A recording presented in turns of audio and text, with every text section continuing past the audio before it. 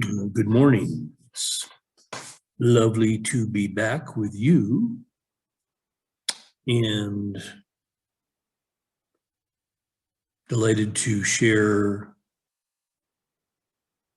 once again on the principles and practices of a new earth.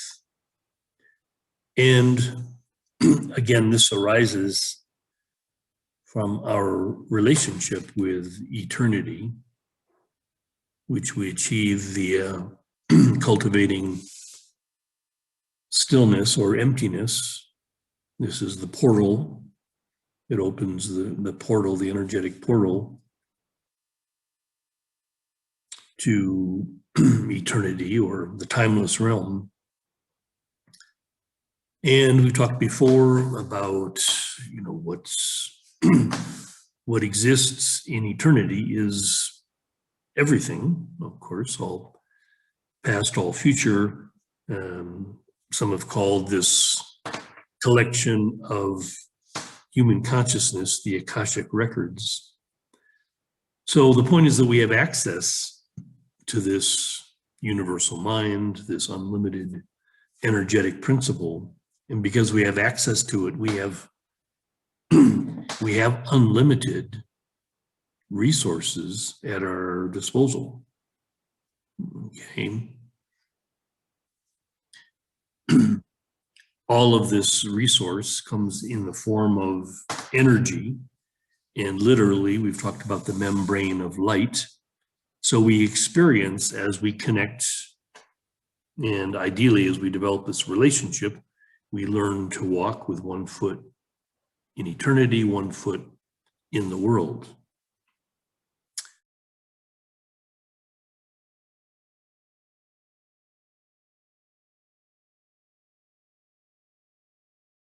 So we are directly a representative of eternity, of heaven, of God, of the unmanifested. We are an emissary, an ambassador, an agent. Okay, we represent this energetic principle. And how we do that is simply by extending or giving from this unlimited resource. So the idea of generosity is easy when we have direct access to infinite abundance. Okay, so our relationship with time changes, so we're very easy to be generous with our time because we have the sense that we have is that time is literally without limit, which is true. Okay, so again, playing in the space-time dream, to many people in the dream, they think of time as a commodity that has limited amounts. And so people oftentimes that are living unconsciously are at war with time. They don't have a happy relationship with time. Time is seen as an enemy, more or less. And so that anxiety or whatever, the individual at that level of consciousness, it really doesn't have much of anything to give because they see the world, they see everything as limited commodities, and they're trying to get, they see the world as for getting from. Okay, it's the essence of unconsciousness. They've forgotten their true essence, and so they see the world as a place to get, to receive entertainment, stimulation, satisfaction, whatever. So again, that egoic consciousness is a getting machine. It's a endlessly, it's like the sandpiper running back and forth on the beach, up and down, up and down, up and down, endlessly striving. Okay. So again, what we're talking about is a total shift where there's no more striving, there's no more getting, there's no there's no reason to get, because we're absolutely full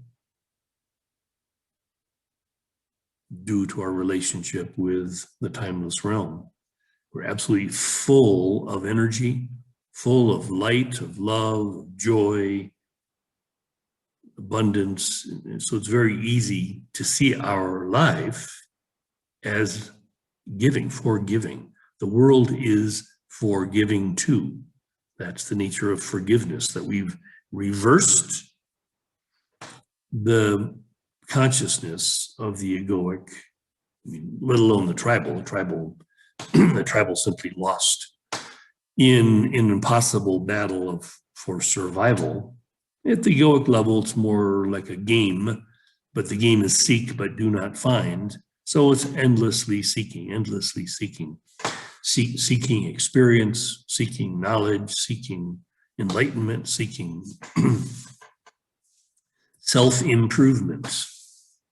Okay, so, and again, the egoic mind is always in competition with other egos. So it's, you know, it's a very unhappy state. I've talked before about, you know, the literary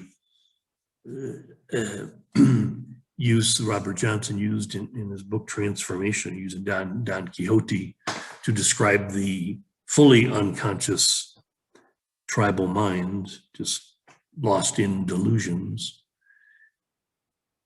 And Hamlet as the tortured egoic mind that's just at odds with everything but can't ever achieve success. So everything becomes a tragedy. So we're seeing now on the global scale, you know, the tragedy of this egoic consciousness as it implodes upon itself. And so, like I've mentioned many times to those that have ears to hear, you know, we have a very important role, those of us that have become the liminal cells of the Homo globulus, you know, the early stages of this developing species. Okay, we are a new species, separate from Homo erectus and Homo sapien.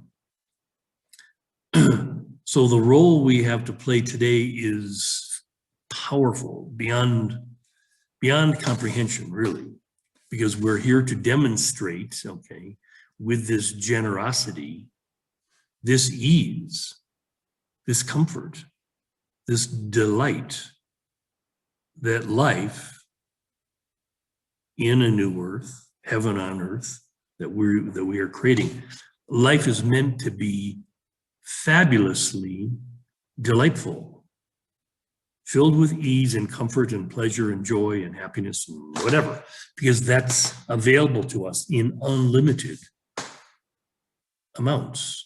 Okay, when you just look at these attributes of paradise, okay, endless beauty of nature, easy to be generous with that, and our relationship with time gives us very great ease with time. So it's very easy to be patient and tolerant, compassionate, because we don't have any anxiety about how things should be. You know, our consciousness is rooted in perfection. There's no reason to improve anything. It's perfect. Okay, great line from A Course in Miracles. Again, is the end of the world is not its destruction, but its translation into heaven.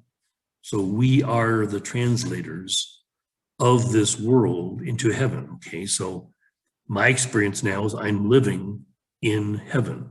Okay, heaven on earth has been created by my mind, and it basically manifests, you know, many years where it was like, you know, practicing, oh, here's a manifestation. Oh, okay. The manifestation in space and time, it was, again, just in gestation. Okay. But now for those of us who are ready, we're birthing it. It's becoming a reality. It's a reality for me. How I live, where I live, what my life is now for the rest of my days My life is devoted to one thing, okay?